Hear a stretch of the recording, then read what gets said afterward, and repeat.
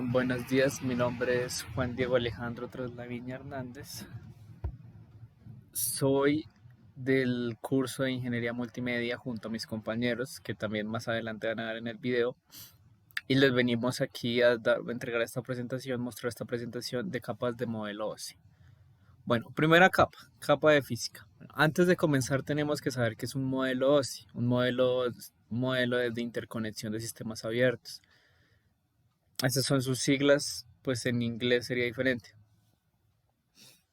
Bueno, que permite que diversos sistemas de comunicación se comuniquen usando protocolos estándar.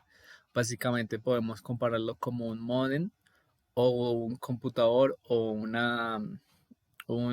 enviado de un sitio a otro. Este modelo sí se estructura con 7 capas. La primera que es capa física, como la que les voy a mostrar. Y a medida que vayamos la presentación van a conocer cada una de estas 7 capas. Bueno, ¿qué es la capa física? Esta consigue en el hardware creado por ingenieros de una forma segura para conectarse. ¿Qué sucede si no se hace bien? Pues realmente el modelo sí no puede funcionar ya que esto es el inicio de la capa. Entonces es necesario que aquel que vaya a crear esta capa física tenga unos conocimientos muy buenos en ingeniería electrónica y de comunicaciones. Bueno, los fundamentos principales de esta capa son los componentes físicos, como dice aquí, que son los dispositivos electrónicos y medios conectores para transmitir y transportar las señales. Estos pueden ser como las antenas, los cables que se usan de toma corriente, entre otros. Codificación de datos es para utilizar como en la combinación de unos datos desde un punto, una computadora a otro. Esto cuando sucede esto, el computador se ve en obligación de transformar esos datos a como se puede, dice aquí, stream de bits para poder enviarlos de un sitio a otro. Señalización de generar señales inalámbricas o eléctricas. Además de esto, también necesita crear como un propio orden para la hora de compartir los datos. Estas señales se pueden presentar entre 1 y 0, que es el lenguaje básico del computador. Bueno, aquí podemos ver los tipos de señales que puede llegar a manejar esta capa. También los diferentes, porque esta capa al ser por medio de señales, puede ser muy afectada, inclusive puede ser afectada por la misma luz, como se puede aquí, señales representativas de fibras de pulso de luz. También las señales inalámbricas. Lo que pasa con este tipo de capa física es que puede llegar a correr el riesgo de caerse. Em, y bueno, también aquí hay más información por si están interesados de conocer más.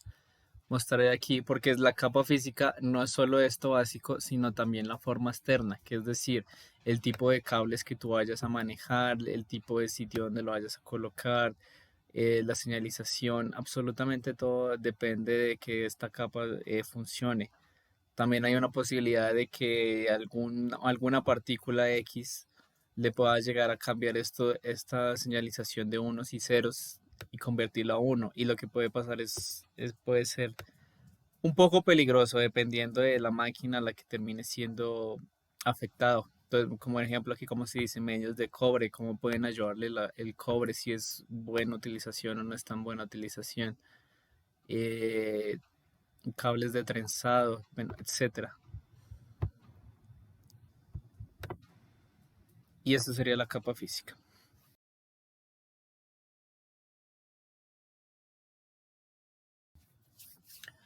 Capa de enlace de datos. Esta capa es necesario que la capa física se encuentre en buen estado y que esté ejecutándose muy bien para que se permita comenzar. Esta por orden jerárquico sería la segunda capa para el modelo OSI.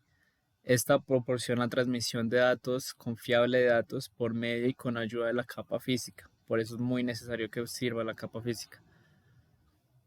Como podemos ver en la imagen, esto nos ayuda a conectar, pues ejecutar, interpretar algunos datos que les lleguen de otra computadora. Eh, también sirve para el negocio y las presentaciones. Bueno, esto hay que tenerlo en cuenta. ¿Cómo es que viajan los datos? Aquí puede decir que los datos viajan por los medios que se convierten en stream de bits, como comenté anteriormente, o en uno y cero. Si un nodo terminal está recibiendo stream de bits largos y largos, si está recibiendo largos, pero ¿qué pasa si estos stream, o sea, cómo hace la computadora para saber que aquí comienza un enlace de datos y aquí termina otro? Entonces lo que hace la computadora es que ese dato lo empieza a romper, lo rompe en varios streams, en agrupaciones descifrables, para que cuando el momento de llegar a la otra computadora, pues también pueda procesar estos datos y así ya pueda unirlos y puedan ser usados. Bueno, también la capa de datos maneja una trama. ¿Qué es una trama? Pues una unidad de envío de datos. Esta es una serie sucesiva de bits organizados en forma cíclica, ¿sí? O sea, en forma circular. Bueno, dado el paquete de esta capa de red que contiene el cuerpo del mensaje encapsulado, ese es el dato. El dato es lo que nosotros vamos a enviar, el mensaje que nosotros vamos a compartir. Encabezado contiene información de control como direccionamiento y está ubicado en el comienzo de la trama. Por eso es cuando tú vas a enviar un correo, siempre te va a pedir pues al correo que lo vas a enviar, o cuando vas a enviar un mensaje por WhatsApp también tú sabes a quién debes enviárselo, ¿sí? Porque cada persona está como en su cajita. Entonces esta cajita de datos es diferente a esta cajita de datos. Entonces el computador necesita diferenciarlos, por eso es que se maneja toda esa información. Trailer contiene información de control agregada al final de la trama, esto para saber hasta dónde va el dato. Bueno, los campos, porque también esta capa maneja campos, entonces son los indicadores de comienzo y de tensión. Esta es una forma que sabe el computador que dice hasta aquí va este mensaje. Entonces, límites de comienzo finalización de la trama, nombrado y direccionar campos, campo tipo, el tipo es DPU, contenido de la trama, calidad, campos de control, campos de datos, carga de tramas, campos del extremo final a trama desde el tráiler. Estos campos se utilizan para la detención de errores y marca final de la trama. Bueno, muchísimas gracias por su atención. Les dejo a mis otros compañeros para que les siga explicando además del resto de las capas.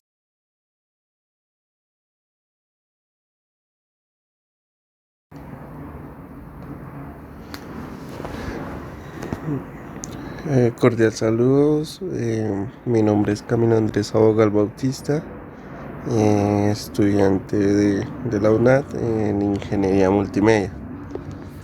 Yo voy a hablar sobre la capa de red, de la parte que me tocó a mí. La capa de red es la número 3 en el modelo de OSI.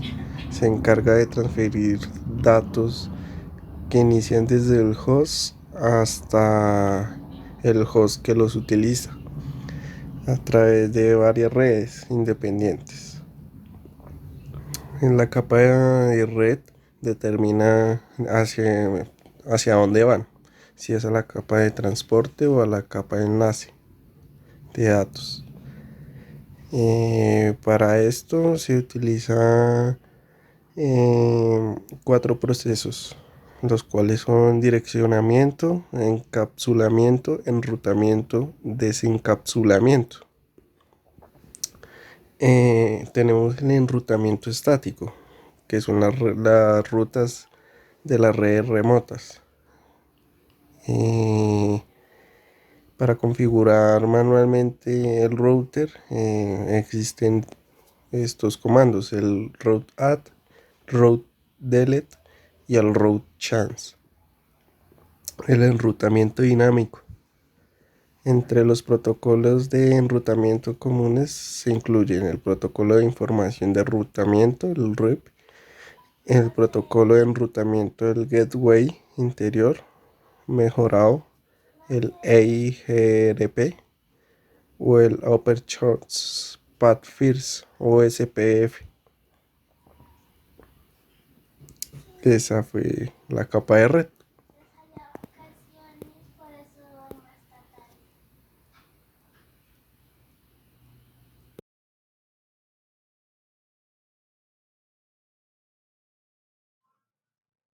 Cordial saludo tutora y compañeros, mi nombre es Daniel Felipe Sierra Canchón, pertenezco al programa de Ingeniería Multimedia y a continuación voy a explicar la capa de transporte de las capas del modelo OSI.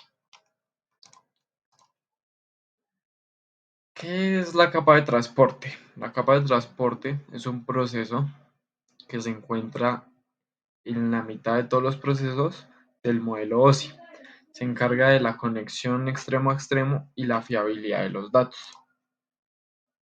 En la capa de transporte podemos encontrar que suministra un servicio de transporte de datos que aísla las capas superiores de los detalles de implementación del transporte y tiene una confiabilidad del transporte entre dos hosts.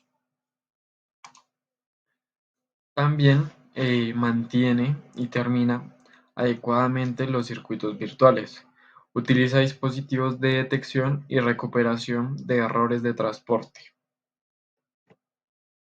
Como podemos evidenciar aquí en la imagen, tenemos los datos de aplicación y los datos de red. Este proceso que está pasando aquí se llama transporte, ¿listo? Porque estamos mandando desde la aplicación datos que van a la red.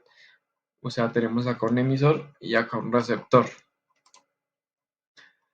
En la conexión extremo a extremo o de computador a computador tenemos dos protocolos. El primer protocolo es UDP y el segundo protocolo es TCP.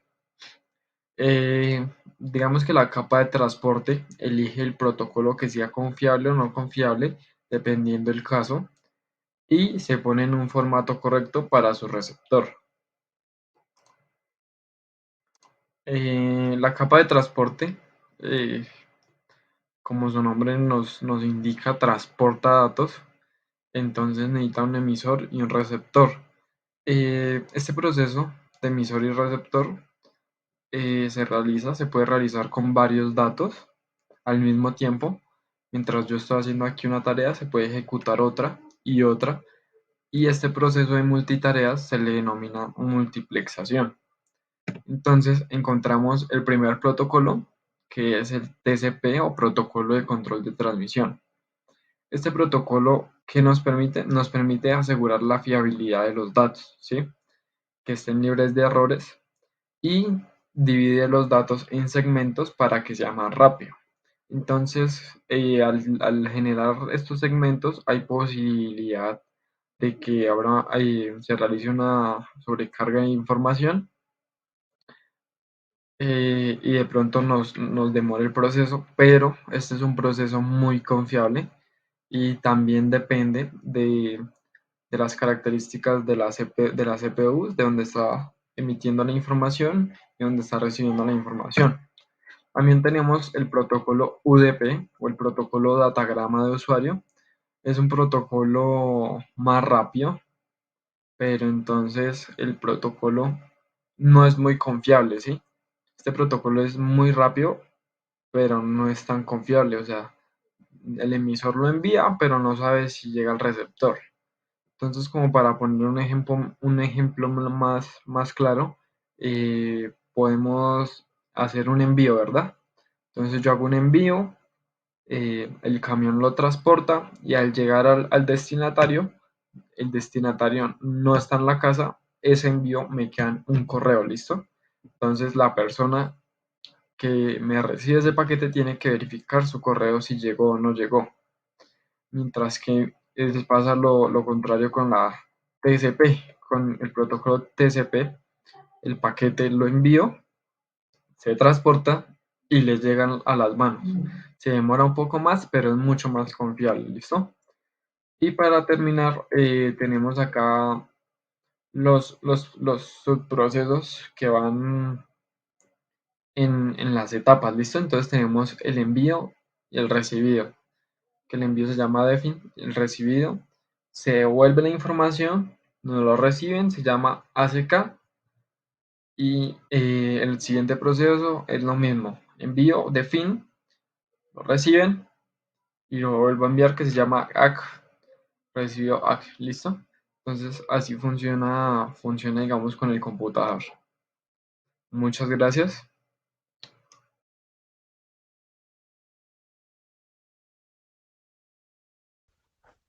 Cordial saludo, mi nombre es Karen Gómez. A mí me correspondió exponer sobre la capa de sección y la capa de presentación. Bueno, damos inicio con la capa de sección. Tenemos en cuenta que esta capa es la capa número 5, que es la que se encarga de establecer, controlar y terminar las secciones de comunicación previa con las aplicaciones que van a recibir la información en el destino. Es decir, esta capa se encarga de mirar si nuestra computadora está disponible para recibir dichos datos. Todo esto siempre con el emisor y el receptor. ¿Para qué sirve? Para que los dispositivos que comparten la información se comuniquen previamente con el fin de conocer la disponibilidad del recipiente de la información, evitar pérdidas en el camino o evitar congestionar al dispositivo receptor y saber cuándo deben de cortarse el enlace o terminar dicha sección. ¿Cómo conseguir este diálogo con las aplicaciones? Pues existen dos formas, está la Full Duplex y está la Half Duplex. En la Full Duplex, la aplicación local puede recibir mensajes de control de la aplicación remota y al mismo tiempo, esta aplicación local envía mensajes de control, es decir, tienen como una comunicación bidireccional simultánea. Podemos decir así como cuando yo le hablo a alguien y el otro me escucha, entonces está recibiendo mensajes de control de la aplicación remota. Y en la Half Duplex, la aplicación local y remota solo pueden hacer una función a la vez. Es decir, solo puede recibir mensajes de control, pero no envían al mismo tiempo. Bueno, aquí podemos ver un ejemplo. Por ejemplo, cuando abrimos el navegador web y abrimos muchas pestañas, es decir, cuando tenemos ahí el Google y tenemos abierta una pestaña para abrir YouTube, otra para ver Facebook, otra, digamos aquí para ver el New York Times. Cada pestaña es una sección. Y también observamos el ejemplo número 2, que cuando vamos a nuestra parte de la computadora y vamos a la parte de comandos de Windows y escribimos el comando netstat-a, aparecen varias líneas como podemos observar aquí. Cada una de estas líneas son una sección. Es una sección que puede estar abierta o cerrada. Es decir, que mientras más servicios que requieran una conexión a la red en el computador, más secciones se abrirán. Bueno, y eso es lo que significa la capa de sección.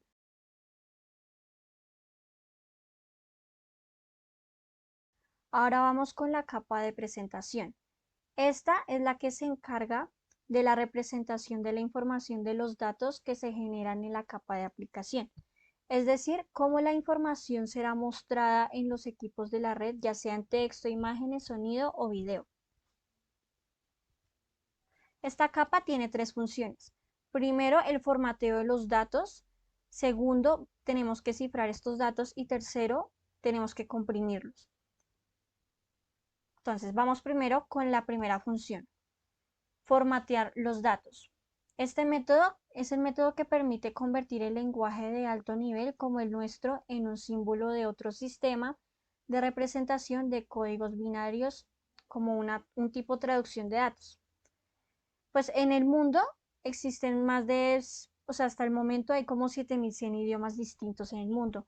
Entonces, para poder traducir el lenguaje natural a este tipo de datos, se tiene que hacer por medio de códigos binarios, que ya lo que viene a ser la codificación de caracteres. Entonces hasta el más reciente, existe un estándar de codificación, que es el que se llama Unicode. Este fue desarrollado a finales de los años 80 y tiene una capacidad para más de 137.900 caracteres. Y en la actualidad es suficiente para representar los idiomas hablados en todo el mundo, es decir, los que dije anteriormente, que son hasta el momento 7100 idiomas hablados en el mundo, como expresiones. Bueno, en la segunda función está el cifrado de datos. Es tomar un mensaje original legible para el ojo humano, aplicar un algoritmo de encriptación y cambiar la estructura de dicho mensaje para que el mensaje no tenga coherencia. Es decir, podemos aquí ver un ejemplo, ¿sí? Tenemos un mensaje original que dice aquí, hola queridos Tickmasters. Entonces, luego se le debe aplicar un un algoritmo de cifrado para luego tener un mensaje resultante descifrado. Es decir, podemos ver que aquí en el último paso ya esto aparece como un mensaje que no es legible por el ser humano porque no sabemos qué es lo que dice aquí, no es lo mismo que acá. Entonces, ¿para qué se hace esto? Esto se hace para que si una persona malintencionada no haga un ciberataque y robe los datos fácilmente, que es a veces lo que pasa cuando las personas malas van y se roban los datos de las cuentas bancarias o cuando no va a pagar. Entonces, para eso se hace este tipo de, sí, de cifrado,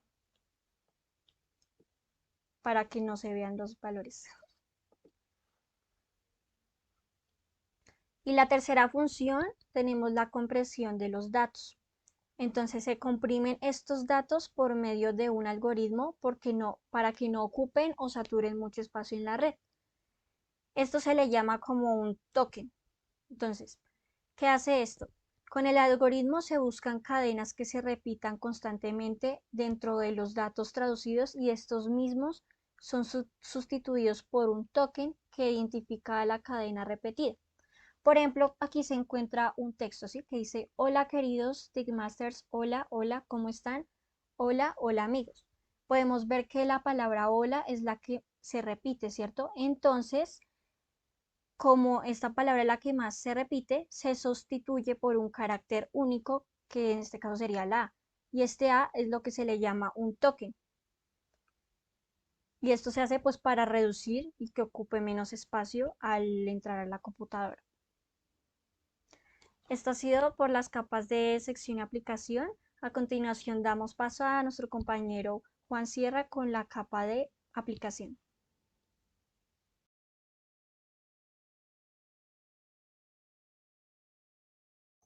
Cordial saludo, tutores de la UNAD. Bueno, en este caso yo voy a explicar la parte de capa de aplicación. Bueno, entonces vamos a ello. Entonces, en esta capa de aplicación se entiende como el conjunto de programas que generan información para viajar a la red. Entonces, podemos hablar de mensajería instantánea, podemos hablar de videollamadas, podremos hablar de transferencia de archivos y pues bueno, esto ya lo vamos a explicar con los tres diferentes pasos que he encontrado. Entonces, tenemos los tipos de aplicaciones. Tenemos tipos de aplicaciones, protocolos de aplicaciones y capas de aplicación. Vamos a hacer esto muy rápido. Y los tipos de aplicaciones, pues bueno, existen diferentes tipos, los punto a punto y los tipos de aplicaciones que son puerto-to-puerto, que son P2P. En este caso, pues se incluyen como uTorrent, BitTorrent, las Bitcoin funcionan así. Bueno, y hay una infinidad de software que funcionan de esta manera. Y pues los punto a punto es para iniciar una conversación en línea, bien sea como Skype, como Zoom, como Meet. Entonces, pues este tipo de aplicaciones son las capas de compresión de datos y la encriptación de datos para su transmisión, como las aplicaciones que mencionamos. Tenemos los protocolos de aplicación. Pues bueno, hay muchos protocolos, existen muchísimos diferentes protocolos para la transmisión de información. Vamos a ver pues cuáles podrían llegar a ser. Esto es para el envío también de información, pero entonces acá lo dividimos en mensajes de texto, en mensajes hipermedia, bueno, comunicación en tiempo real, en recursos audiovisuales y demás. Entonces, por ejemplo, tenemos IMAP, DNS, DHCP, SNTMP, HTTP, que pues bueno, ya sabemos que es para páginas web. Por ejemplo, los DNS son el número al cual nosotros nos conectamos mediante la red, los IMAP, que son para la mensajería, para correos electrónicos. Bueno, y en realidad pues tenemos una gran cantidad de acá como de protocolos y para otro protocolo Bootstrap que es nuevo, no es de los antiguos y pues es como el precursor de lo que conocemos ahora como DHCP, que el DHCP son las IPs dinámicas que generamos en la red. Protocolo tribal de transferencia de archivos y protocolo Telnet, que es para acceso a remotos servidores. Esto por el lado de los protocolos de aplicación y pues bueno, para terminar tenemos las capas de aplicación, la cual organizé en esta tabla. Entonces tenemos las capas de aplicaciones, que son como los servicios que tenemos, que son los DNS, boot, DHCP, CTNM, POP, IMAP. POP también funciona para mensajería instantánea, como correos electrónicos, FTP, TFTP y web. Entonces, ¿cómo lo podemos ver? Son correos electrónicos, transferencias de archivos para la web, para la configuración del host y sistema de nombres. Y pues así terminaríamos con ya esta presentación, ya que esta es la última capa. Y pues bueno, muchas gracias por la atención prestada y espero que tengan un excelente día. Hasta luego.